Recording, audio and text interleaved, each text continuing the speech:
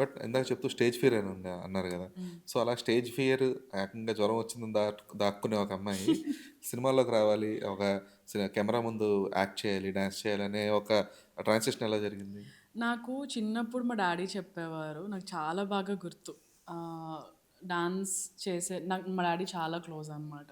ఎక్కడైనా పెర్ఫార్మన్స్‌లోని ఇంట్లో mummy ready చేసేది. మేకప్ అన్నీ మా మమ్మీనే వేసేవారు. రెడీ అయిపోయి మా డాడీ అక్కడ దింపేసి వచ్చేసేవారు డాన్స్ క్లాస్ దగ్గర.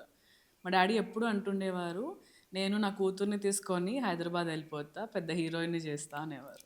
ఓకే. ఎందుకంటే మా డాడీకి సినిమాలంటే చాలా ఇష్టం. బాగా సినిమాలు చూసేవారు. 'అనుష్క' చాలా ఫేవరెట్ అనమాట మా ఓకే. నాన్నగారికి అప్పట్లో. సో, నాకది బాగా గుర్తుంది మా డాడీ చెప్పింది. సో, నాకు మా స్కూల్ ప్రిన్సిపల్ గారికి వీఎన్నాదిత్య గారు close friend. Like college friends అనమాట. హుహుహు. అలాగా నేను 10థ్ క్లాస్‌లో ఉన్నప్పుడు ఎప్పుడో, "అరే! ఈ అమ్మాయి చక్కగా ఉంది. తెలుగమ్మాయిలు లేరు." ఇప్పుడు 10 ఇయర్స్ బ్యాక్. 10, 11 years back. "తెలుగమ్మాయిలు లేరు. తనకి ఇంట్రెస్ట్ ఉందా? మాట్లాడండి" అంటే, మా ప్రిన్సిపల్ సార్ వచ్చి నన్ను ఆఫీస్ రూమ్‌కి రమ్మని చెప్పారు. ఎళ్ళా భయం. మా సార్ ఎందుకు నన్ను పిలుస్తున్నారు తిడతారా అని ఎళ్తే, ఇట్లా సినిమాలు ఇంట్రెస్ట్ ఉందా సార్? నాకా ఎలా సార్ నాకసలు తెలీదు.